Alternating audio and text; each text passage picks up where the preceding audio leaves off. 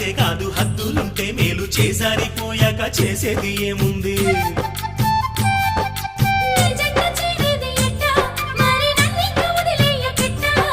నన్నిట్ట వేధించకే ఓ భామ నీ మనసు మార్చే